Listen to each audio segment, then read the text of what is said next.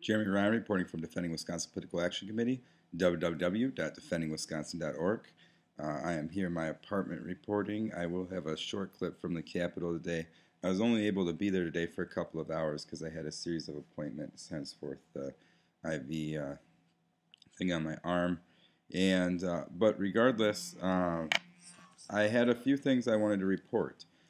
As you know, a few days back we had released the Racine PDF file that was submitted to us by a random informant, and it showed that Racine had put David Prosser as the Supreme Court Justice from 2011 to 2021, 2 days before the actual election. Now, we weren't really screaming fraud at that point because, it could have been human error. But at what point do we have so many human errors that we start to question, whether or not the whole entire election was rigged?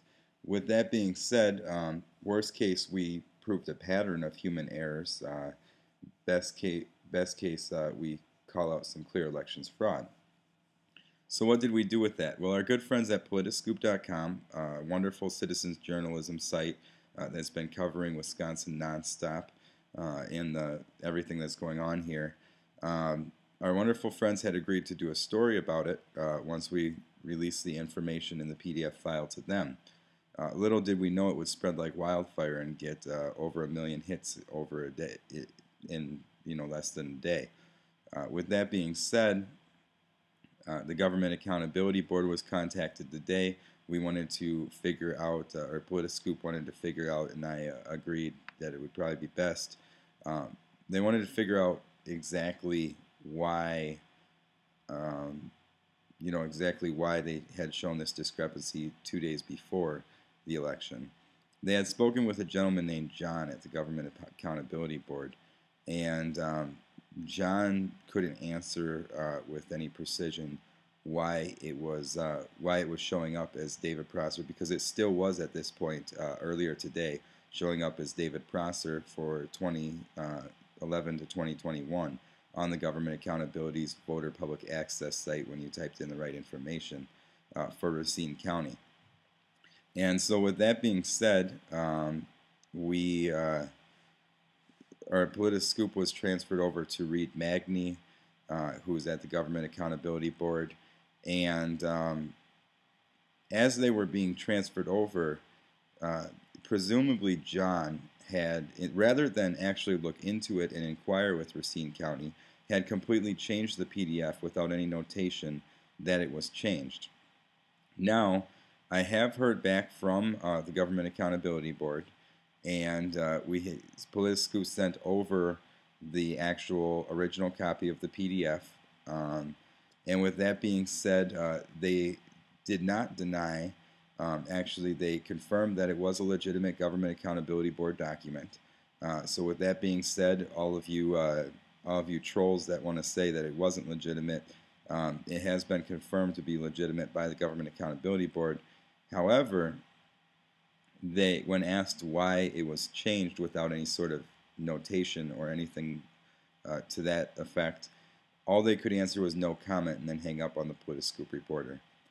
With this being said, it is now clear that the Government Accountability Board is not adequately prepared to handle actual nonpartisan, thorough, and honest investigation into any of this election fraud issues. And so we need to bring this to the attention of the federal government quite heavily. I'm asking that everyone call or email Tammy Baldwin with a copy of the link so that she can send an email again to Eric Holder telling him exactly why we need the federal government to come in. I'm also suggesting that everyone call Eric Holder's office. I'm assuming you can do a search for Office of the Attorney General, and everyone launches a complaint. This is something that anyone from any state can do. It just seems really, really odd and really fishy that rather than explain the answer or even search for an answer, the Government Accountability Board decides to cover it up and change the file. And then they have no comment later on. And so with that being said, I do suspect this is something that either they're embarrassed or ashamed of, which isn't something that you can excuse such conduct from a government office, or something that they know something is going on and they're no longer a nonpartisan office, and somehow they're working with Walker to steal this election for Prosser.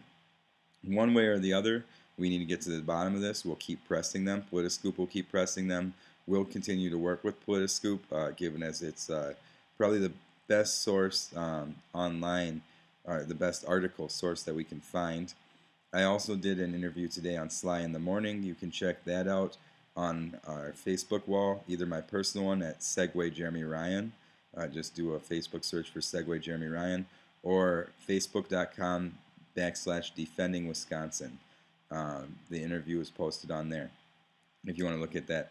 This is going to be a shorter video than usual. Enjoy the footage, the short clip from the Capitol today, and thank you all for watching and following, and have a wonderful day. Jeremy Ryan reporting from Defending Wisconsin Political Action Committee, www.defendingwisconsin.org. Jeremy Ryan reporting from Defending Wisconsin Political Action Committee, www.defendingwisconsin.org. We are here at the Capitol, like normal. We are holding a sign, a large giant sign here today. Every day we hold a sign. We have a choir, some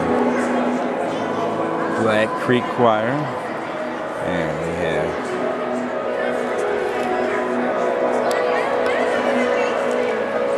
we have people here.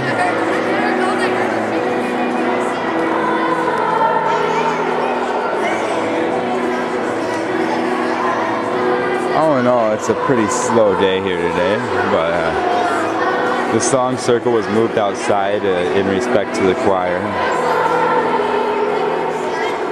But this is what the Capitol looks like today. Jeremy Ryan reporting from Defending Wisconsin Political Action Committee, www.defendingwisconsin.org. Thanks, folks.